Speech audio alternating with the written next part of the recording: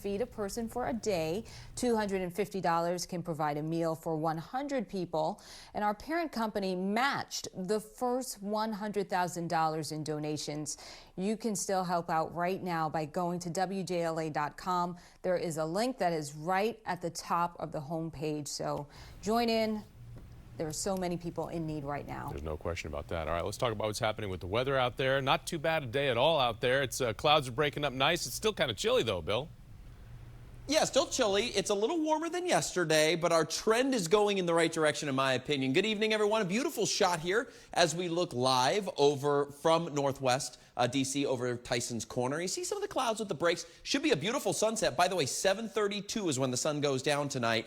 55 is the temperature here in D.C. Got mid-50s for Chantilly, 53 degrees in Martinsburg right now. We're tracking some of those showers over around the Panhandle, but to the point.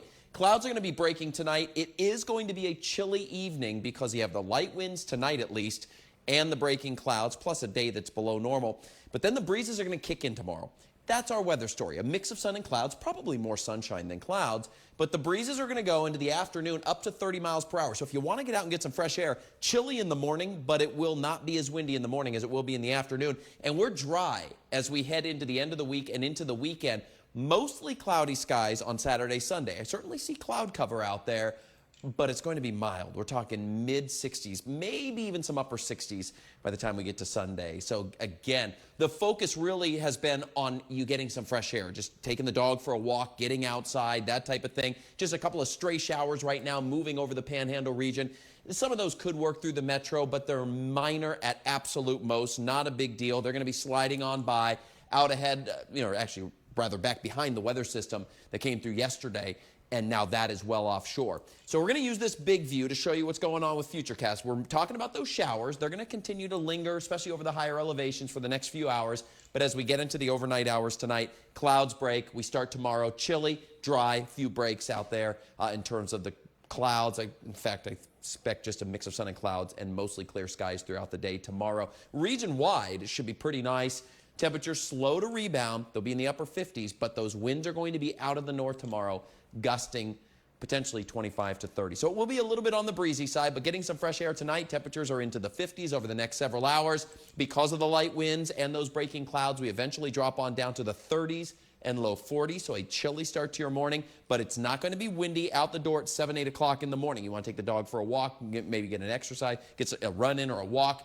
You need a coat for that, for sure. By the afternoon, upper 50s, so warmer than today, but it is going to be on the breezy side, so keep that in mind. And then I'm loving our ABC 7-day. We get to 61 degrees here by Friday. We get to the weekend. Here's Saturday and Sunday, 66. Then next week, we're looking at mid, potentially upper 70s and tracking some rain and some storms by the time we get to, say, a week from today. Scott? And now, the Toyota Sports Desk, brought to you by your local Toyota dealers. NFL free agency rolling along. Granted, the Washington Redskins haven't really made a big splash yet, but there are still plenty of new faces on that field come Sundays in the fall. Now, the headliner for the Washington Redskins is the return of cornerback Kendall Fuller. Remember, a couple of years ago, they sent him to Kansas City in the Alex Smith trade. Also, keep your eye on new running back J.D. McKissick. He is expected to replace Chris Thompson as that third down back. Both Fuller and McKissick met with the media today during a conference call. I'm just excited to get back there, see everybody again, get to work with the guys, meet the new coaching staff, meet the players that have been there since I left and things like that. I'm honored to be in a room with Adrian Peterson for sure, and even the young guys. A lot of real good guys. I'm excited about it. It's all about competition, man. We understand the business, we know the game, and it's all about being there for one another and and making plays. And hey, remember this 18 years ago today, the Maryland men's basketball team celebrating their first and only national championship, beating Indiana 64-52. What a moment that was in Atlanta. Juan Dixon putting the Terps on his back, being named the most outstanding player of the tournament. Maryland finished that 2001-2002 season